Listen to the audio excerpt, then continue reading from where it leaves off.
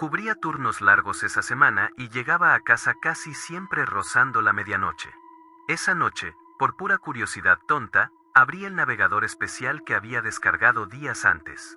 Solo quería ver si lo que decían de la capa oculta de Internet era cierto. No planeaba meterme en nada raro. Solo mirar.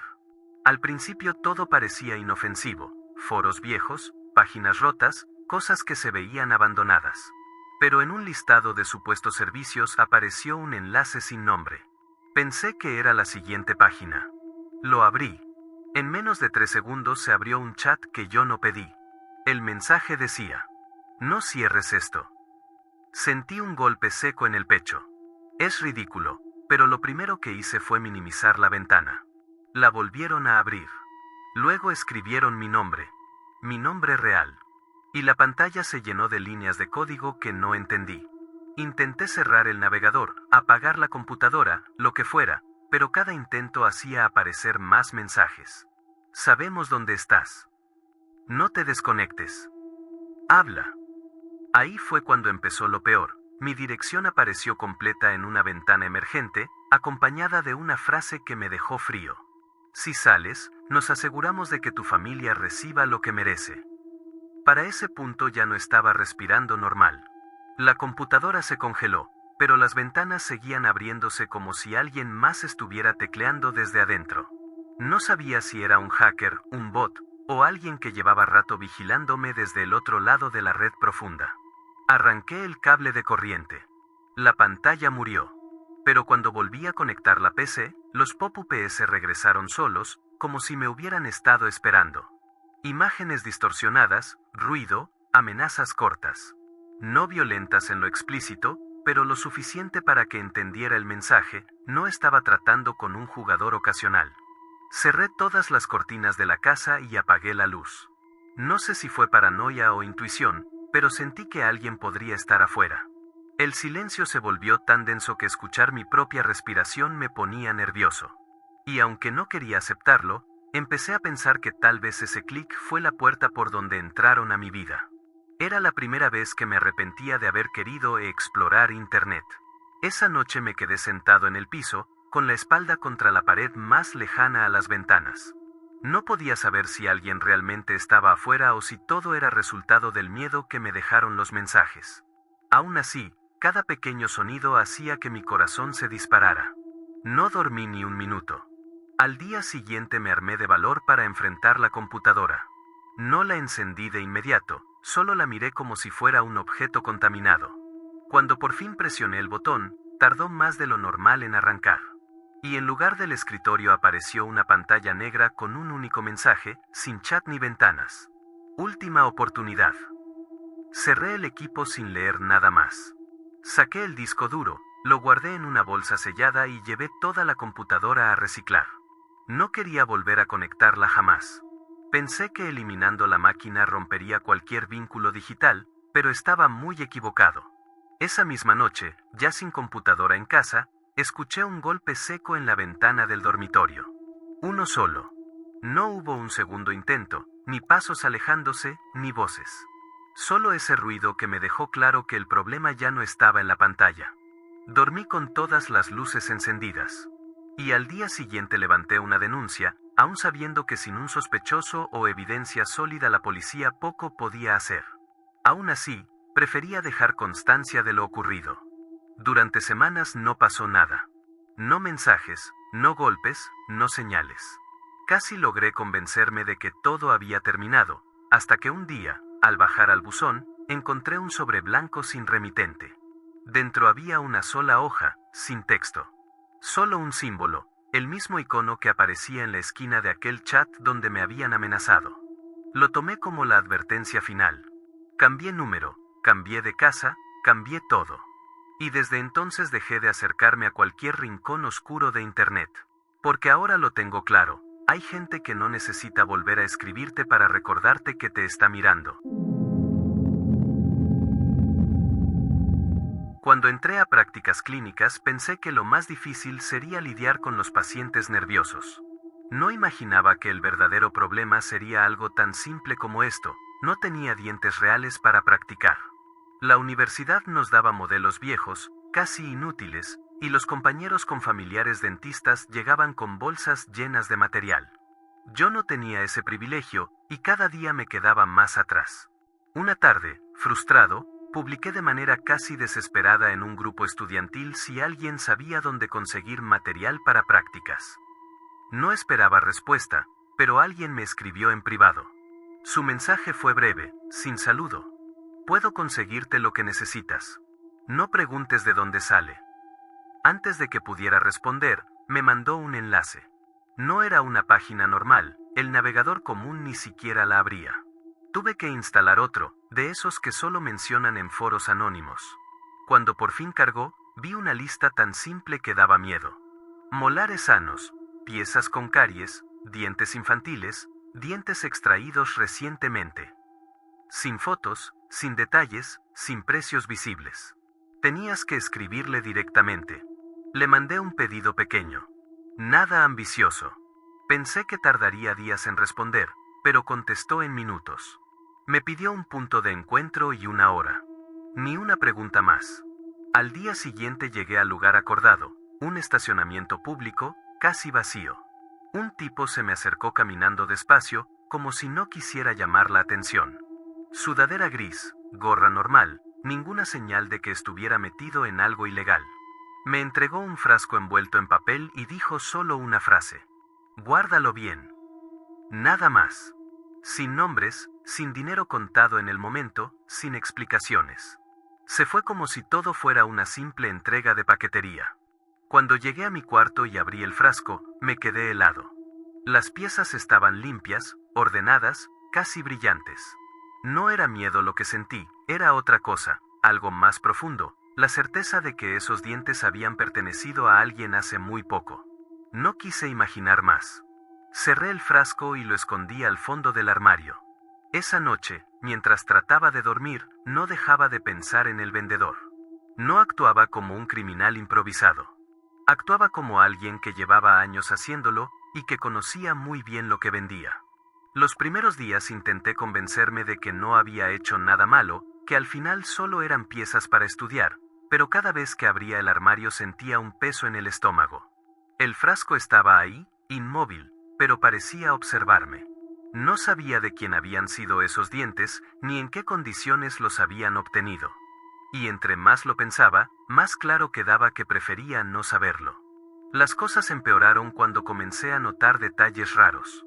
Una noche, al llegar a casa, encontré la puerta entreabierta. No faltaba nada, pero el frasco no estaba donde lo había escondido. Estaba un poco más adelante, como si alguien lo hubiera tomado y luego devuelto rápido. Nadie tenía llave, nadie debería haber entrado. Dormí con las luces encendidas.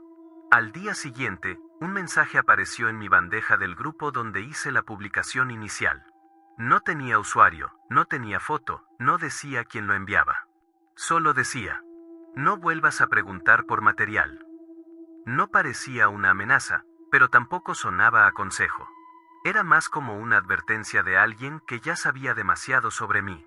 Cerré el chat de inmediato y decidí que no seguiría participando en ningún foro, ni volvería a abrir ningún enlace como aquel.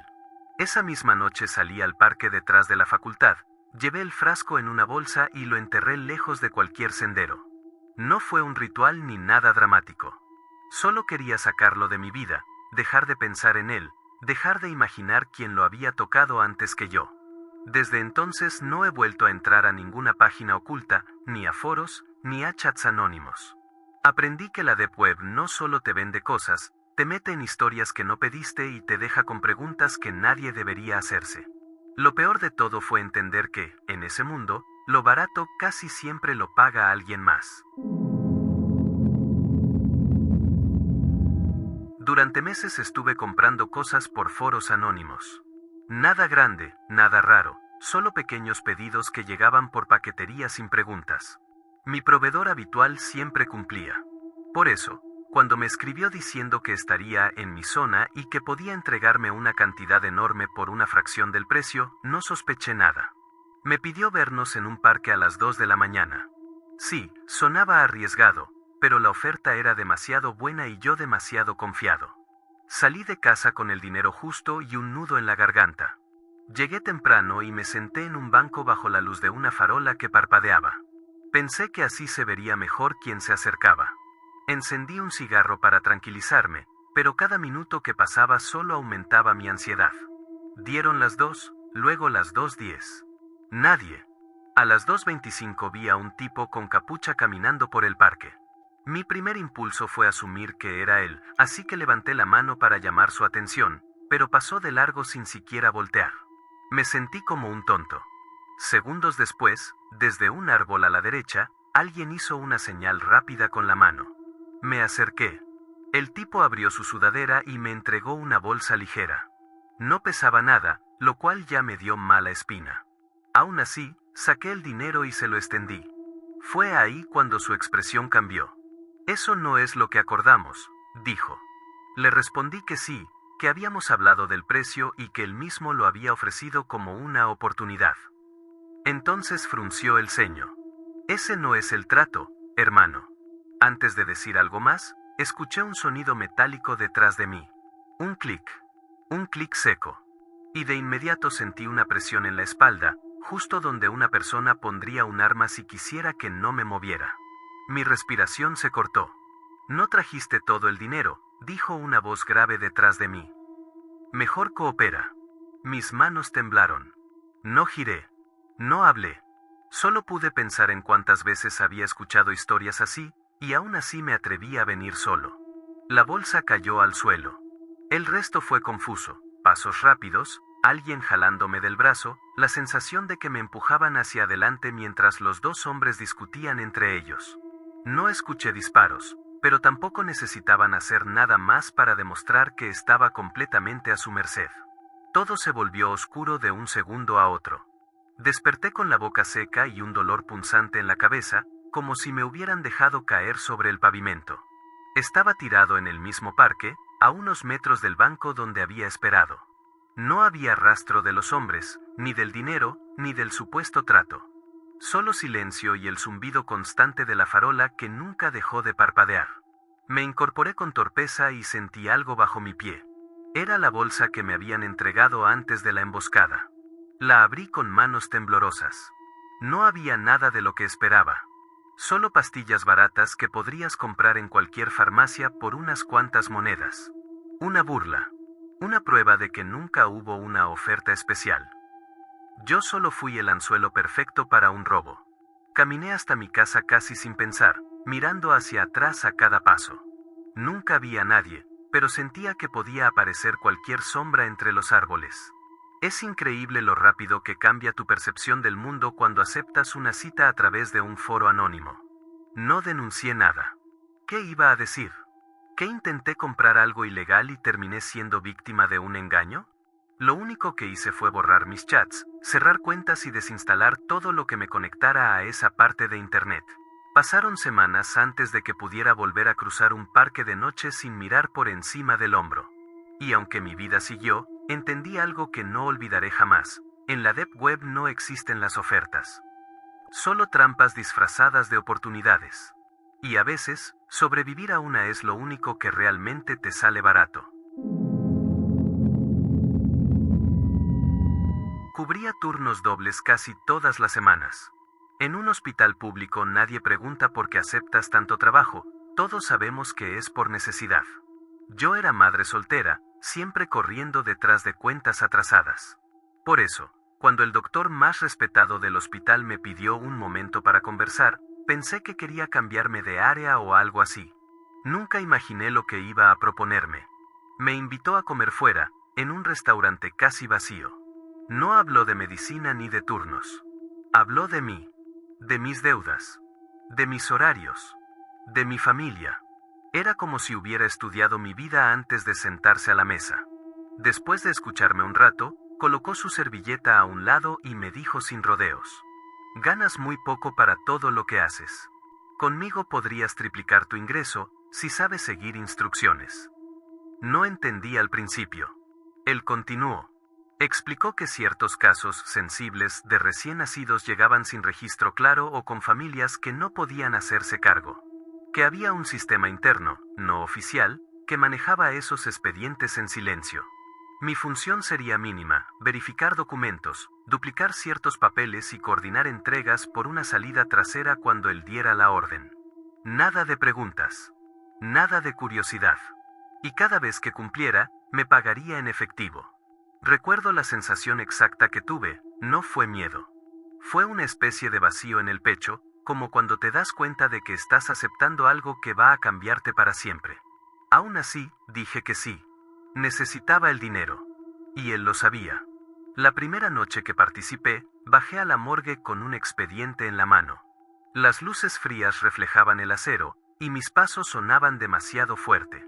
El encargado, que también estaba arreglado con el doctor, solo asintió cuando me vio. No dijo nada. Yo tampoco. Los traslados especiales se entregaban afuera, por una puerta que casi nunca se usaba. Siempre era la misma camioneta, con vidrios oscurecidos. Llegaba, se detenía unos segundos y se iba sin hacer preguntas. Nadie firmaba nada. Nadie dejaba nombres. Con el tiempo, el proceso se volvió automático. Yo hacía lo mío, recibía el pago, guardaba silencio. Pero la culpa no desaparecía, solo aprendí a ignorarla. Hasta que una noche todo dejó de ser rutina. Había bajado con un expediente más. Se suponía que la camioneta ya estaría esperando. Pero en lugar del motor habitual, escuché un ruido seco, como un golpe metálico, seguido de voces alteradas. La camioneta arrancó de inmediato, sin recoger nada. Y antes de que pudiera siquiera retroceder, alguien me tomó del brazo por detrás. Sentí un tirón, un movimiento brusco, y después, oscuridad total. Desperté con la vista nublada y la sensación de tener la garganta seca. No estaba en el hospital. Tampoco en una patrulla. Era una habitación sin ventanas, iluminada por un solo foco que parpadeaba. Tenía las manos libres, pero estaba tan aturdida que apenas podía mantenerme sentada. No sabía cuánto tiempo había pasado ni quién me había traído ahí. Escuché pasos en el pasillo. Una puerta metálica se abrió y entró un hombre vestido de civil, pero con un tono que no dejaba dudas. «Eres parte de algo muy serio», me dijo. «Y ahora necesitamos información». No mencionó el nombre del doctor, pero sabía exactamente quién estaba detrás de todo. También sabía mi turno, mis responsabilidades y las veces que participé en los traslados. No me amenazó directamente, pero dejó claro que si no cooperaba, la gente para la que trabajaba el doctor no tardaría en enterarse de que yo había sido ubicada. Me explicó que era una unidad cibernética que llevaba meses investigando redes de explotación vinculadas a personal hospitalario. Habían interceptado la camioneta de casualidad esa noche y, al ver mi nombre en ciertos registros duplicados, me consideraron un eslabón crítico. No era un rescate. Era una advertencia disfrazada de ayuda. Me ofrecieron un trato: colaborar, entregar información, seguir trabajando como si nada y reportar cualquier movimiento sospechoso. Bueno, no quisieron decirlo, pero el silencio lo dijo por ellos. Acepté sin pensarlo. No tenía otra opción. Los siguientes días regresé al hospital fingiendo normalidad. El doctor me saludó como siempre, sin mostrar señal de saber lo que había ocurrido. Eso fue lo que más me inquietó. Si realmente sospechaba algo, no lo dejaba ver. Y si no sospechaba, entonces significaba que estaba confiado, demasiado confiado, como alguien que sabe que el sistema lo protege. Seguí las instrucciones de la unidad cibernética el tiempo que pude. Documenté turnos, nombres, llamadas, matrículas de vehículos. Todo en silencio. Pero cada noche, antes de dormir, me quedaba escuchando, esperando cualquier sonido extraño afuera de mi casa. Cuando mi cooperación dejó de ser necesaria, no hubo despedida, ni cierre oficial, ni garantías. Solo dejaron de contactarme. Y ese fue el momento en que el miedo realmente comenzó. Nunca volví a aceptar un traslado ni un registro duplicado. Cambié de hospital, cambié de domicilio y dejé de hablar con todos los que podrían relacionarme con esa época. Pero aún hoy, cada vez que escucho una puerta cerrarse en el turno nocturno, siento esa misma presión en el pecho que sentí aquella noche en la morgue. La certeza de que hay cosas que jamás debí ver, y de que no todos los involucrados han desaparecido. Cubría el turno vespertino en la tienda donde trabajo, y casi siempre llego a casa cerca de las 11. Esa noche el camino estaba más callado de lo normal. Cuando abrí el buzón, sentí esa presión en la nuca que te avisa que alguien te está mirando. Levanté la vista y vi a un tipo parado a mitad de la calle, inmóvil, como si estuviera esperando que yo lo reconociera. No lo hice. Solo levanté la mano, fingiendo cortesía, y entré rápido al departamento. Creí que había sido un momento incómodo y ya, pero al amanecer encontré un sobre delgado debajo de mi puerta, sin nombre ni alguna nota. Lo abrí sin pensar.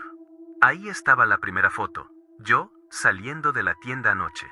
Luego otra, yo dentro de la cocina, preparando café. Luego una más, mi sombra detrás de la cortina del baño. Sentí que el aire se me cortaba.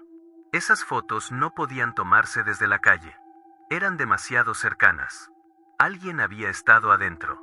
O conocía exactamente mis horarios. O ambas. Mi primera reacción fue revisar ventanas y chapas, pero todo seguía cerrado.